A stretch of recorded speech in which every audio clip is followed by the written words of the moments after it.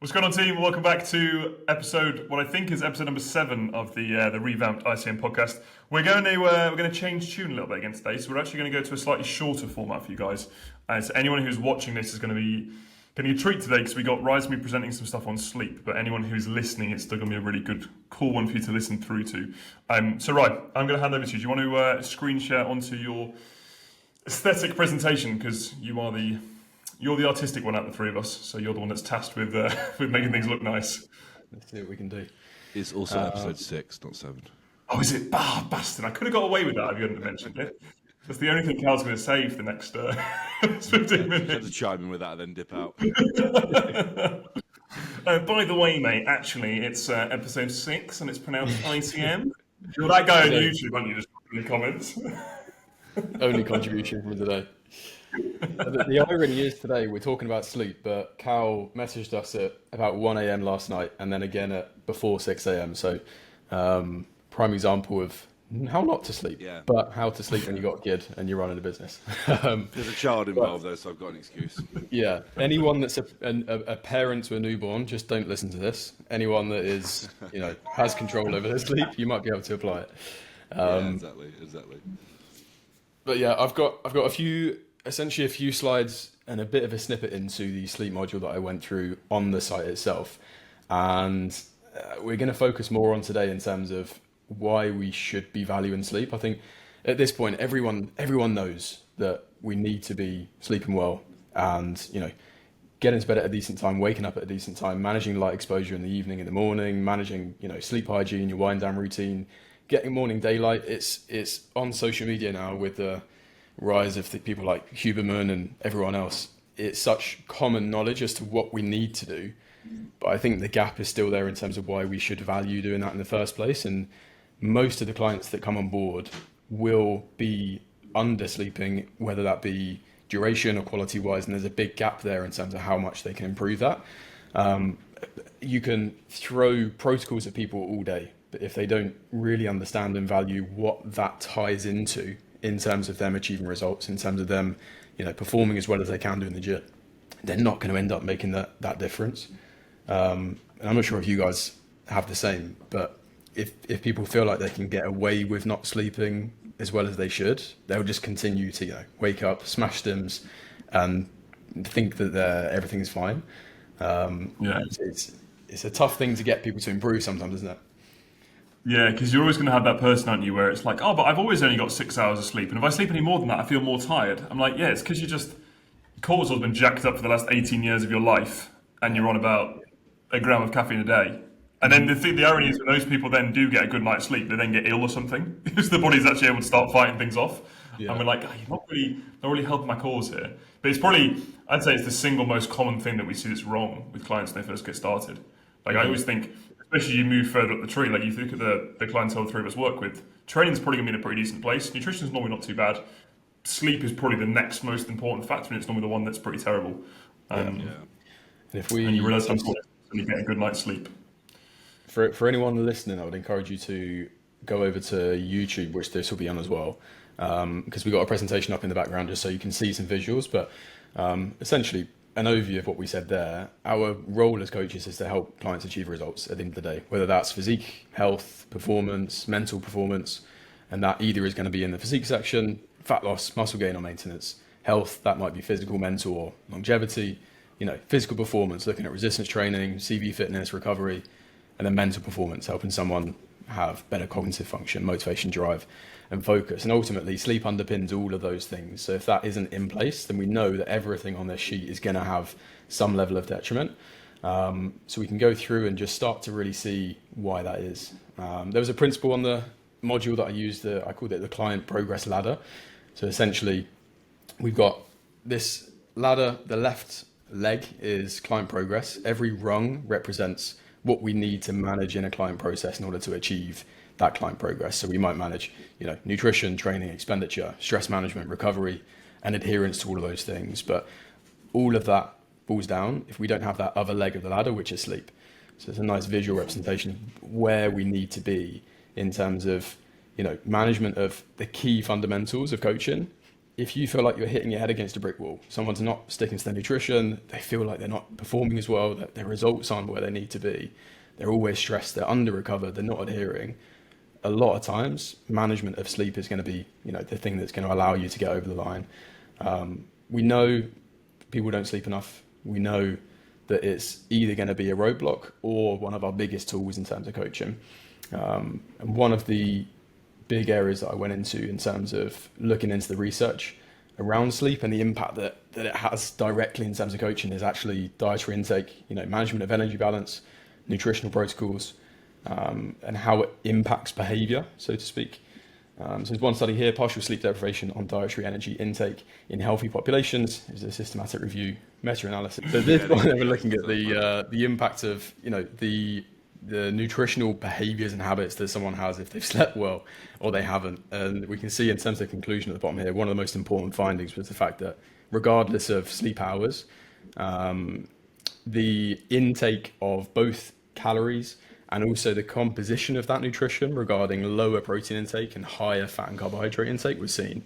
So essentially, if someone isn't sleeping well, their natural propensity is going to be to intake more calories, but also intake those calories from areas that aren't as high quality and aren't going to feed into that body composition result that we want. Lower protein intake, the propensity to go for more higher fat, carbohydrate, more junk food, just lower quality nutrition, which is really interesting because we know again that can be one of the biggest roadblocks, getting someone to just stick to their bloody nutrition. And if they're not sleeping well, it's just going to be harder. They might, they can continue to try, they can continue to track, but if we can take as many things away from the challenge that people face in terms of nutrition, the better. So we know that, that's a big area, particularly with those that are dieting, with those that are within a deficit and trying to maintain that. If we start to look at how sleep can start to really reduce when we start to push people a little bit more in terms of a prep or dieting phases, the more we can get them sleeping better, especially towards the back end, the less headache we're going to have in terms of them actually adhering to their nutrition. And if we can, educate clients ahead of time on this stuff, the more they're going to value it ahead of time, and the more they're then going to actually try and keep it in place versus just trying to knuckle down and, undervalue sleep and just continue to push through and wonder why they're finding the process so much harder than other people they've seen do the same. Really interesting study. Yeah. Apologies about the brain fart there. I think mostly with this, like if there was only the psychological benefits, negatives to it, like for example, like difficulty adhering to a diet, like when you look at all the different things, like almost like even that headspace you wake up in when you've had a poor night's sleep, like everything alone would be 10 times more difficult, let alone going into the actual physiological differences as well. Again, anyone who's watching back through this kind of pauses now and actually read through this, like look at the impact it has on leptin, has on ghrelin, like all those different things that are going to just completely knock you for six. It's wild, isn't it? Which, it's also crazy as well. I heard on a podcast of the week, it was on Modern Wisdom actually, and I can't remember exactly where it was in America, but they did research into it, and the average person in this area of the country, they actually had higher screen time than they did hours of sleep, which is terrifying as well. Yeah. So I think their average sleep hours have come down to like 6 to 6.5 hours, and their screen time was 8 to 8.5 hours. Mm-hmm. It's nuts. You think our average screen time is going to be double what we sleep? Yeah. Easily. Yeah, but mine arrives when yours is away. Yeah. But it's crazy, like when you think people that don't work on their phone, you didn't like say like someone that just goes into work and they're just kind of sitting scrolling on their phone, they still get that hours. Yeah. It's nuts, isn't it? It's crazy. But I find it, I'm not gonna lie, like I always can tell when I've been on my phone a lot during the day. Say, for example, if it's, when you sometimes get up in the morning, like, right, I need to be cracking on with something straight away. I find it, especially with the time difference out here, like, there might be stuff that I need to get back to immediately because stuff's going to be happening. If you have that for, like, 4 hours, like, just behind a screen, behind your desk, behind your phone, whatever it might be, you get to, like, late morning, you're like, oh, God, I feel rough here compared to actually being able to get away from it a little bit more. Yeah. I've seen Cow accumulate I've seen Cow accumulate screen time even while sleeping. You remember that time we were in that Airbnb and you were getting back to client messages or like writing a plan, and he just fell asleep with his phone exactly in the perfect place. His phone didn't move. He would still look like he's typing, but he's just fast asleep. Brilliant. Just big voice. Your body's just got to catch you while it can. Yeah. working whilst he's sleeping. That's why he's ahead. But yeah, you touched on it here. Like there's another study that I went through in terms of just seeing the impact in terms of the key drivers to hunger and appetite signaling, ghrelin, leptin. So yeah, conclusion of this, we saw short sleep duration is associated with an increase in ghrelin level, whereas more complete sleep deprivation actually had an impact on both leptin and ghrelin. So essentially, you're going to be driven physiologically to want and need to eat more.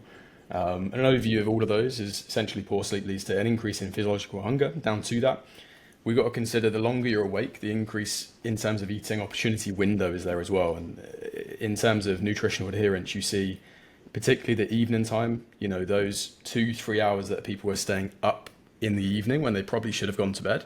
Those times of the evening where they are going to be snacking and over consuming food. So there's a larger opportunity to eat.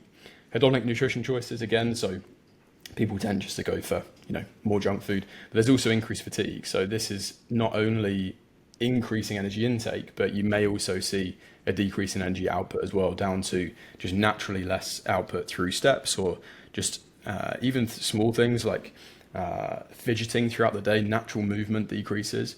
We tend to subconsciously try to reserve energy if we are fatigued and tired. You might end up missing training sessions, missing cardio. So it really impacts both of those sides. So yeah, that's that. Obviously, training performance recovery, another big thing. Basic principle that everyone should be familiar with is stimulus, recovery, and adaptation. And we've got to consider that sleep affects all three of those processes. So in terms of the fatigue, you can go in and you can train hard, but the accumulative fatigue thereafter, if you're already carrying that from sleep deprivation or low quality sleep, is going to be there. That recovery process is going to be harder. It's going to take you longer to actually, recover from each bout of training, which may start to present as a lower ability to train at the frequency that someone needs to. They might get into the next session and still feel fatigued or sore or unable to perform. So if you're noticing that between sessions, then again, sleep can be a thing. And then the adaptation process, we actually see in what we need to from that perspective. So yeah, affects everything. I'll flick through these. This is another cool study for anyone that can see. Read through it yourself, but effects of acute sleep loss on physical performance. Again, systematic review, meta-analysis, looking at the control group of normal sleep and then different restriction states. And interesting finding from this one was the fact that sleep restriction consistently had a negative impact on performance, which we don't need to, it's obvious that's going to happen. However, exercise tasks performed in the afternoon and evening were more adversely affected by sleep loss compared to those in the morning. So if you do know that you've got someone, for instance, perfect example of Cal, or someone with a newborn baby, or someone that just generally can't sleep as well as they need to, if you get them training in the morning, they're at a higher likelihood of being able to perform in the gym, down to the fact that they haven't had to then go that whole day and train at the end of the day. They're going to feel more fatigued. There's going to be more, perceived effort there, down to the fact that they've been carrying that tiredness through. So for those clients that maybe don't or can't sleep as well, if they can get up, get straight in the gym, they're probably going to perform better, which was an interesting finding from this one. That is interesting. I think Cal and I were actually speaking about this yesterday. Almost like, I think that's one of those ones that anyone who's had to get up crazy early for something, or had a time where they've been sleeping really badly, they can kind of attest to it as well. I was saying about obviously the live calls that we do at 4 o'clock in the morning. Like that's essentially inadvertent sleep deprivation, and I'm awake at that time, like ready to go, like talking, presenting, like running through stuff. It's fine, but then I get to lunchtime and I'm just useless. Like trying to string a sentence together and it's just like nothing's working. I'm like, I think it's time for a nap now. Yeah, like I was almost anecdotal evidence there, but interesting to see it's actually been put together with actual kind of research behind it too. That's cool. For sure. But yeah, like you said, I think you put on the previous slide about coaching application. It's a useful thing to know as well. So if you have got this kind of stuff that we can still control and we can dictate when we coach people, is we can tell them when to train at particular times if they have enough flexibility within the day. Let's use this stuff and actually kind of put it into practice properly, like you did there. Yeah, for sure. Couple final visuals before we wrap this nice short podcast up. It wouldn't be a presentation of ours if we didn't have the traffic lights, which I think I first saw from Cal in like 2005. So most clients will come to you in that top row. So poor sleep, maybe even no training stimulus or very bad stimulus, and then zero control over nutrition. Coming through into probably still sleeping poor, suboptimal training stimulus, and then some level of inconsistency in terms of nutrition. Most clients will come to you here in that orange spot. They won't be doing really bad, but there'll be areas for improvement across the board. And what we want to get people is, sleeping well, brilliant training stimulus, brilliant control over nutrition and energy balance. And ultimately, this is where results happen. But it's how we get people from that amber through to green, and training, nutrition, and everything else isn't going to be as consistent or as high quality as it needs to be if that first part of the equation in terms of sleep isn't there. So hopefully, this presentation gives you a little snippet into that. Obviously, we go through this stuff in great amounts of detail on the site. So anyone that wants to learn more about this, then that is where to head. But yeah, interesting. I'll throw in a bonus round in as well. And again, this could be another podcast in itself. But I think one of the bigger impacts going to have alongside everything Rye said was the impact that sleep will have on, from a results perspective, the impact sleep will have on just general overall dietary adherence as well. Mm-hmm. For like clients following the plan, like there was there's a couple of relatively current pieces of literature here. I know, Al, you've got a couple of minutes, but I'm going to fire these from the hip because they're quite interesting. Like all within the last 10, 15 years or so, meta-analysis. If you look at sleep's impact on dietary adherence for clientele, like the regulation of appetite, the governance of food choices, the governance of caloric intakes, the governance of habits. Short sleep duration increases energy intakes but does not change energy expenditure in normal weight individuals. Study in 2011, participants who slept for 4 hours a night consumed 300 calories more compared to the group sleeping 9 hours per night, primarily from snacking and higher dietary fat choices, which is probably like a dopamine thing, and a carbohydrates a dopamine thing, indicating poor dietary choices with the poor sleep restriction. Energy expenditure maintained stable, so risk of weight gain. Hager, 2013, sleep control and health behavior. Poor sleep reduces executive function and self-control, impairing dietary regulation. Participants that were more likely to succumb to cravings, skip meal plans, and deviate from diet in the suppressed sleep group. Spiegel, 2004, leptin levels were suppressed in sleep deprivation, leading to an increase in hunger and appetite. So just 2 nights of 4 hours of sleep reduced leptin levels by 18% and increased ghrelin by 28%, which is actually pretty mad. This hormonal shift caused participants to report a 24% increase in hunger, particularly carbohydrates and processed foods. It's like leptin and ghrelin shifting, being like the satiety hormone is reduced and the hunger hormone is increased, is probably not a great situation to be in. Ferenti, 2016, sleep duration and dietary quality among low-income young children and mothers. This is actually a study I did in a post the other day for the ICM. Short sleep durations were associated with poor dietary habits and adherence in healthy dietary patterns, such as low intake of fruit and veg and higher intake of sugary drinks and processed snacks. Mothers with poor sleep were also more likely to neglect dietary structure, meal timings, and portion control.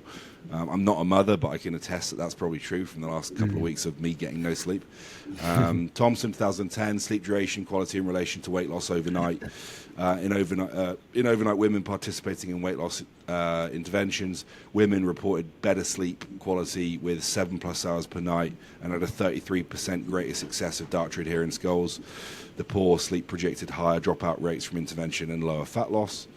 There's loads of stuff here that we can kind of say some of it is common sense as well, but when you look at the impact that you're having on leptin and ghrelin from the sleep deprivation, it does play a big role, and it's probably why things are happening in live time when you're seeing clients slip off the plan in those situations. And like Rye said with training, like if you've been in a position where you've had a couple of nights of poor sleep, like the last thing you want to do is train, but also the last thing you want to do is follow a strict plan when you've had a poor night's sleep for multiple days, because you're like, oh, I can't be arsed. I just need some available energy. I just need something quick and easy. And if we're constantly in that situation, like what is that? What kind of impact is that having on the longer term goal if your client's in that position 2, 3, 4 times a week? Yeah. And there was this. It's a big one. To finish there, to round that off, there's this fairly famous study I think has been referenced quite a lot. Essentially, Yeah. they took two groups, 8.5 hours sleep versus 5.5 hours sleep, and the sleep restricted group, in terms of body composition change, lost 55% less body fat and actually lost 60% more muscle tissue. So, as much as body weight maybe wasn't affected, the composition of where that weight come from in terms of muscle mass versus fat was completely in opposite direction to where we need it to be. So again, you might be seeing a rate of loss that you want to be seeing with a client, but you may be seeing the physique just not adjust how you would expect it to with that rate of loss. And that can be down to the fact that potentially, there's some more muscle mass loss and inhibited fat loss from that perspective. So really interesting. Yeah, fascinating. Yeah, that could be something we dive into next time. We're going to be doing a lot more of these little snippet type podcasts where we kind of deep dive into some bits for kind of 20, 30 minutes. But yeah, because there's rabbit holes we can get lost down, which is awesome. Right, we'll wrap that one up there, boys, because I need to jump on another call. Yeah, all good. That's good. As always, guys, let us know in the comments on any of the platforms, any requests you have, any of these short videos as well. We added some Q&As in there as well, so keep an eye on the Instagram for question and answer boxes too. Thank you all for listening in. Boys, always a pleasure, and we'll catch up with you all again very soon.